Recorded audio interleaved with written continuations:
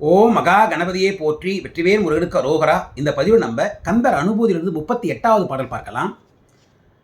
முருகன் எவ்வளவு எளிமையானவன், அவருடைய பக்தர்கள் என்ன நிலையில் இருந்தாலும் எங்கிருந்தாலும் தேடி சென்று அருள் செய்யக்கூடிய அந்த கருணை கடல்தான் முருகன் என்ற மிக முக்கியமான கருத்தை நமக்கு தெரியப்படுத்துகின்ற பாடல் தான் இந்த பாடலை பார்க்கலாம். ஆதாலியை ஒன்றறியேனை அற தீதாலியை ஆண்டது செப்புமதோ கூதால கிராத குலிக்கிறைவா வேதால கணம் புகழ் வேலவனே. முதல்ல முருகன் எவ்வளவு எளிமையானவன் என்ற விஷயத்தை நம்ம தெரிஞ்சுக்கலாம். கூதால என்றது அது ஒரு வகையான பூ. நம்ம ஊர்லெல்லாம் இருக்கிற பூ இல்லை, காட்டில் இருக்கிற பூ. நம் போன்ற மக்களால் உபயோகப்படுத்தப்படாத பூ, ஒதுக்கி வைக்கப்பட்ட பூன்னு வச்சுக்கோங்களேன். அந்த பூவை முருகக்கடவுள் அணிந்து கொள்கின்றார், அவர் ஏற்கின்றார். நமக்கு வேணான்றதை அவர் எடுத்துக்கிறார். அடுத்தது கிராத குழிக்கு இறைவா. கிராத குளம். இதை புரிஞ்சுக்கிறதுக்கு சிவபெருமானுக்கு 64 மூர்த்தங்கள் இருக்கு, எல்லோருக்கும் தெரிஞ்ச விஷயம். அதில் ஒரு மூர்த்தம் கிராத மூர்த்தி. அர்ஜுனனுக்கு பாசுவதம் கொடுக்கறதுக்கு, அவனை சோதித்து பார்ப்பதற்கு சிவபெருமானும் அம்பாலும் வேடுவனாகவும் வேடுவச்சியாகவும் சென்று சோதித்து அவனுக்கு அர்ஜுனுக்கு பாசுவதம் கொடுத்தாங்க. இது நமக்கு எல்லோரும் தெரிஞ்ச விஷயம். அந்த மூர்த்திக்கு பெயர் தான் கிராத மூர்த்தி. அப்படின்னா கிராத மூர்த்தி என்பதும் வேடுவ மூர்த்தி என்பதும் ஒன்றே. அதுதான் கிராத குலம், வேடுவ குலம். வள்ளியம்மை வேடுவ குலத்தில் வந்தவள், ஆகவே கிராத குலி. அந்த வேடுவ குலத்தில் வந்த வள்ளியம்மைக்கு முருகன் யார்? இறைவா. முருகன் வள்ளியம்மைக்கு இறைவன், கணவன், தலைவன் என்ன வேணாலும் வச்சுக்கலாம். 2வது விஷயம். அடுத்தது 3வதாக வேதாள கணம் புகழ் வேலவனே. வேதாள கணங்கள், வேதாளம்னா என்ன? பேய் பிசாசுகள். அந்த பேய் பிசாசுகள், வேதாள கணங்கள் முருகனை புகழ்கின்றன, போற்றுகின்றன. அதை முருகன் அன்புன்னு ஏற்றுக்கொள்கின்றார். அது மிக முக்கியமானது. இந்த வேதாள கணங்கள் எப்படி புகழ்கின்றன அப்படின்னு பார்த்தோம்னா, இதை தெரிஞ்சுக்கிறதுக்கு நம்ம வேல் வகுப்பு போயிடலாம். இந்த வேதாள கணங்களுக்கெல்லாம் பயங்கரமாக பசிக்குது, அழுதுங்க. இறைவன்னா யார்? பரம்பொருள் யார்? எல்லோருக்கும் உணவளிப்பவர். வேதாள கணங்களுக்கு கூட, அந்த பேய்களுக்கு கூட அவைகளின் பசியை தீர்த்தவர் முருகக்கடவுள். இதை வேல் வகுப்பில் எல்லோருக்கும் தெரிஞ்சிருக்கும். வேல் வகுப்பில் 16 வரிகள். அந்த 16 வரிகளை மேலும் கீழுமாகவும் கீழும் மேலுமாகவும் மாற்றி மாற்றி போடும்பொழுது தான் நமக்கு கிடைக்கிறது வேல் மாறல். அது மிக மிக புகழ்பெற்றது. அந்த வேல் மாறல்களுக்கு அடிப்படையாக இருப்பது தான் வேல் வகுப்பு. அந்த வேல் வகுப்பில் இருக்கிற 4வது வரியை படிக்கிறேன். பசித்தலகை முசித்தழுது முறைப்படுதல் ஒழித்த உணர் உரத்துதிர நினைத்தசைகள் புசிக்க அருள் நேரும். பசித்தலகை, அலகைன பேய் பிசாசுங்க. அப்படியே அழுதுங்க, பசியில் அழுதுங்க. அப்போ என்ன பண்ணுறார் முருகன்?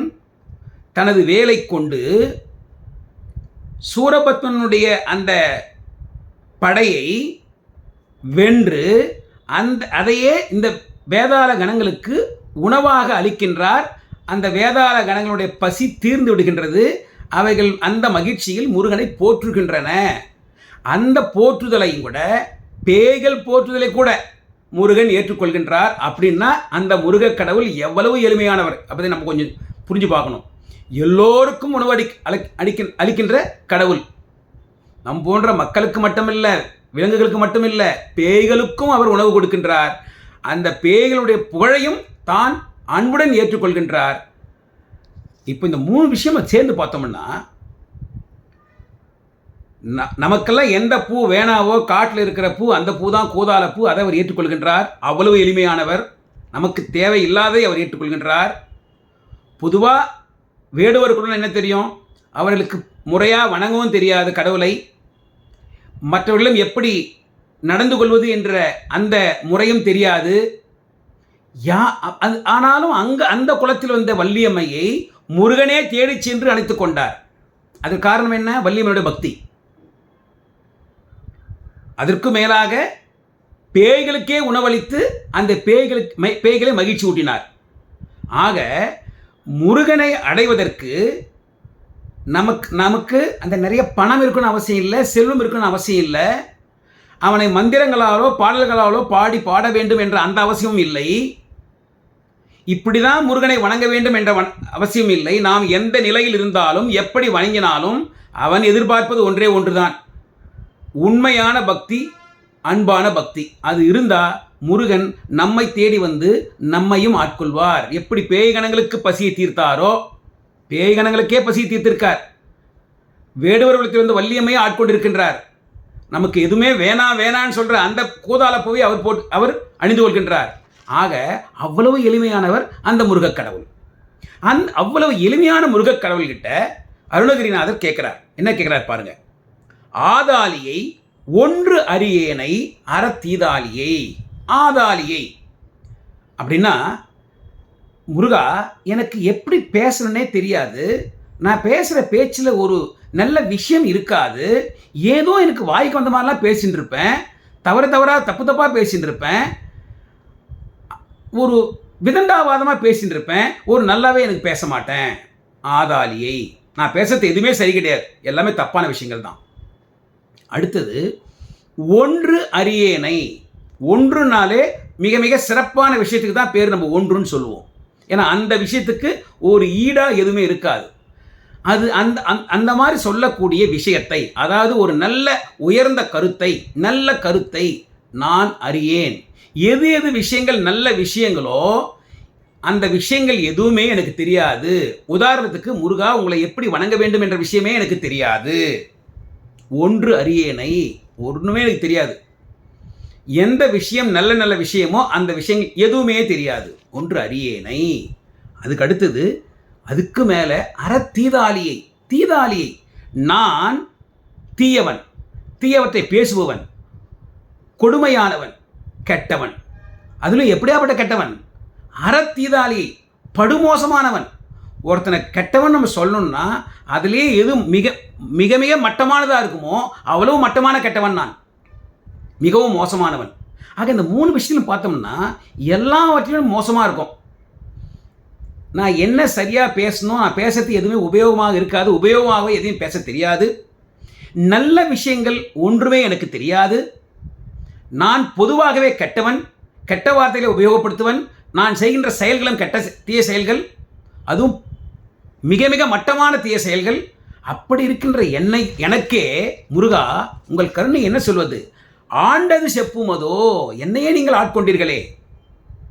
சென்ற பாடல்ல முருகன் கிட்ட அருணகிரிநாதர் என்ன கேட்டார்?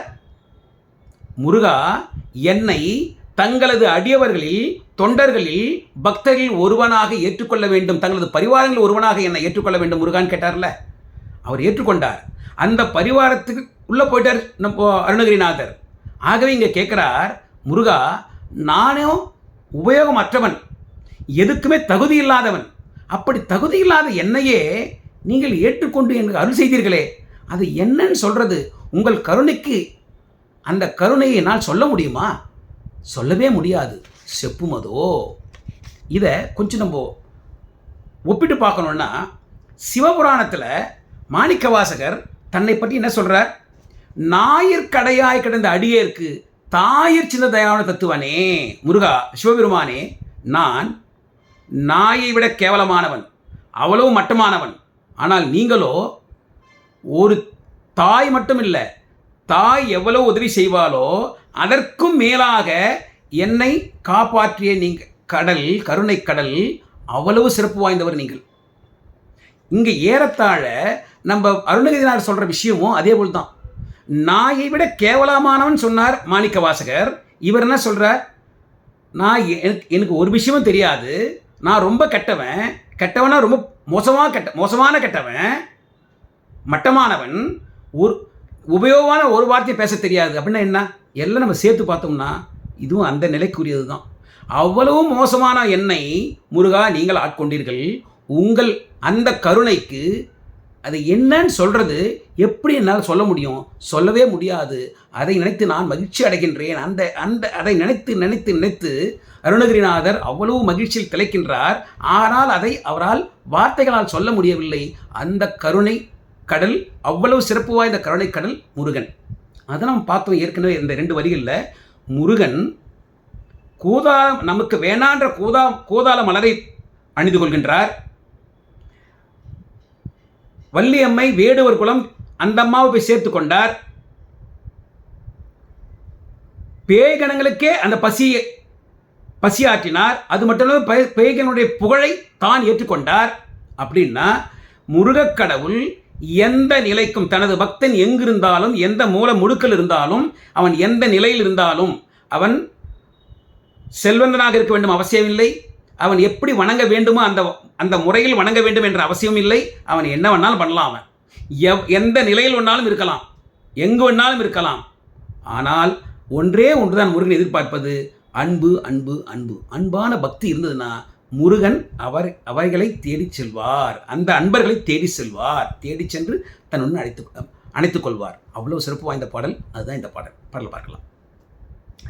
ஆதாலியை ஒன்றறியேனை அற தீதாலியை ஆண்டது செப்புமதோ கூதால கிராத குலிக்கிறைவா வேதால கணம் புகழ் வேலவனே. வெற்றிவேல் முருகனுக்கு அரோகரா. தவறாமல் கருத்துக்களை அந்த கமெண்ட்ஸில் பதிவு பண்ணுங்க. வெற்றிவேல் முருகனுக்கு அரோகரா, ஞானவேல் முருகனுக்கு அரோகரா. ஓம் சரவண பவ.